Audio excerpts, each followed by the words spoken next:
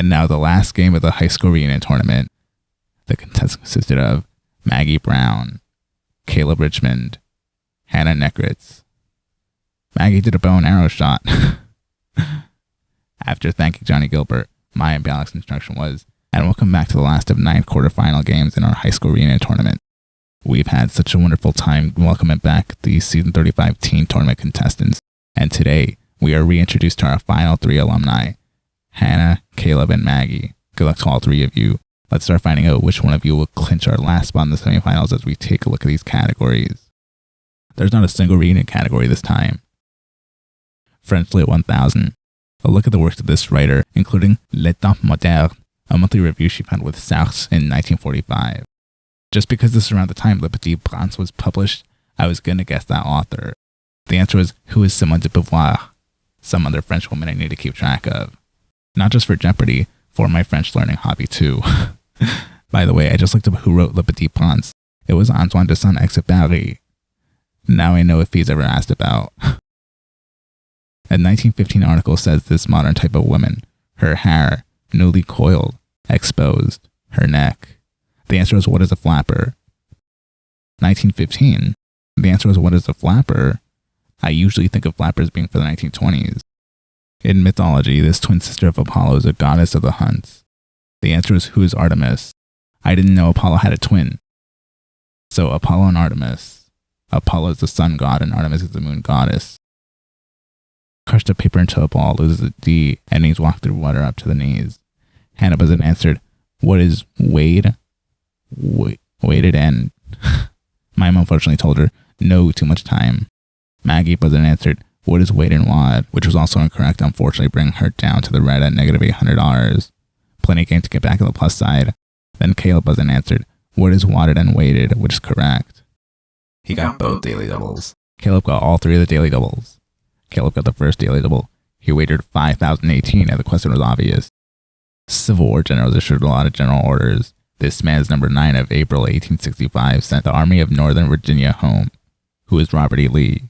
That ticket scored at $10,218. I wonder why he wagered $5,018. Maggie wants to work abroad in an art museum. I wish her luck. That sounds fun. Kayla's bar trivia teammate was Tegan O'Sullivan. You know Tegan Sullivan well enough that you've done bar trivia together? Mine referred to as Tegan Sullivan.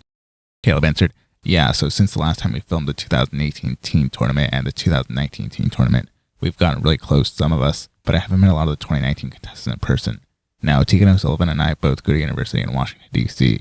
So in December, once the high school reunion tournament had been announced, we decided to do bar trivia together in D.C., and we came in second. And our team name was Pekin High School.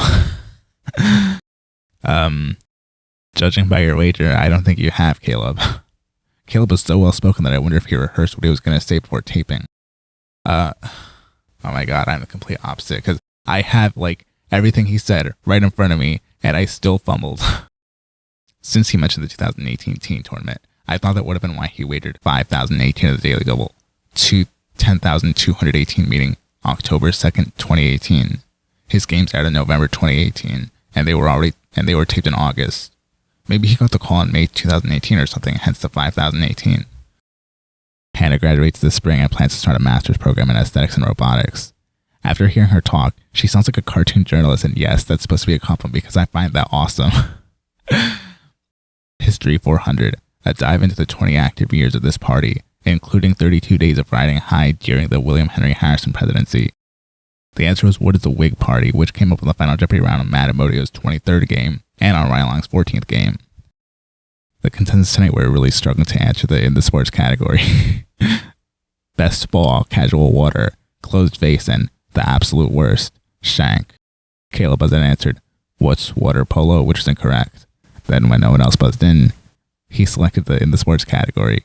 Let's finish off in the sport. I want to get rid of it. I don't blame him. I'd want to get rid of it too. I wonder how well Ryan Long would do since sports seemed to be his category, or if he's only into football. Inherited runners, appeal play, pick off.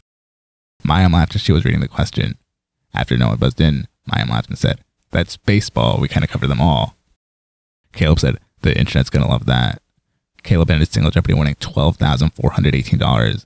Hannah was in second place at $1,400, and Maggie was unfortunately still in the red at negative $400.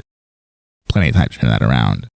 A canine is the main character of this 1903 novel set part in Canadian gold rush country. The answer was what is called a wild. Called a wild is the background information that game Margaret Shelton defeated Christine Welchel. This fantasy novelist wrote Une vie flottante, or the floating city, inspired by his time on the Great Eastern steamer.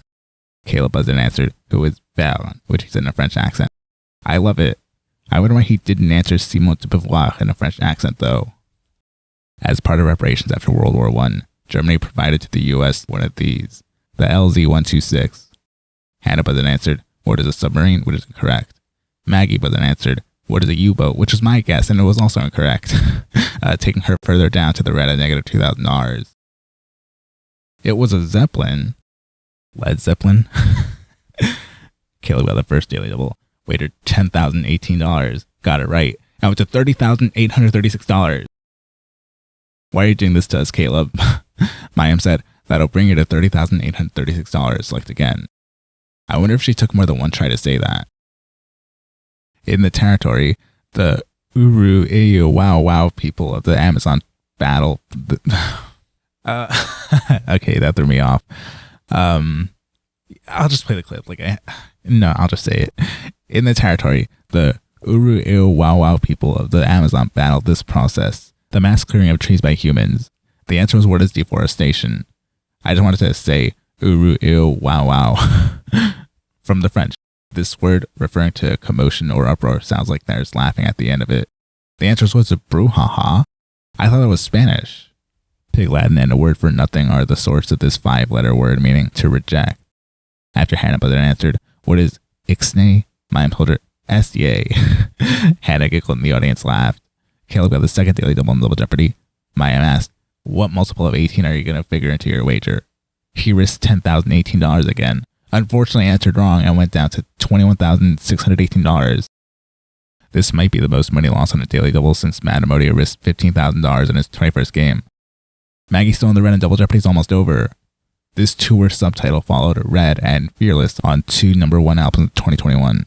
The answer is obviously what is Taylor's version. This came up as 2 separate compound categories on Ryan Long's first game. Hannah ended Double Jeopardy winning $9,000 even. Caleb was in the lead at $23,618, and Maggie was unfortunately still in the red at negative $1,600. She tried. She took her swings and sadly won't be around for Final Jeopardy. Not so fun fact. Maggie Brown is the first player since Jessica Stevens to be in the red and not get back on the positive side. Even less fun, I noticed at the Professors Tournament, Alyssa Hovey, the Second Chance Tournament, Renee Russell, the 2022 Tournament of Champions, Jessica Stevens, and now the High School Reunion Tournament, Maggie Brown. There was at least one player in the red at the end of Double Jeopardy. This is also a reminder that since all these players returned, Alyssa technically counts because this was the last of the finals game. They proved how great they were in other games. The Final Jeopardy category was nonfiction. The question was, it has the line, the discovery of America opened up fresh ground for the rising bourgeoisie. I was thinking of dystopian American literature, and I wasn't able to, especially when that's mostly fiction anyway. The answer was the Communist Manifesto. Hannah didn't completely write down the answer. Caleb was technically the only one to answer correctly. He wagered $5,617. Oh, he didn't do 18 this time, taking his final score to $29,235. The highest in the tournament, and is now a semifinalist. That was quite a marathon. Thank you so much for watching. I'll see you in the semifinals. And as always, thank you for watching.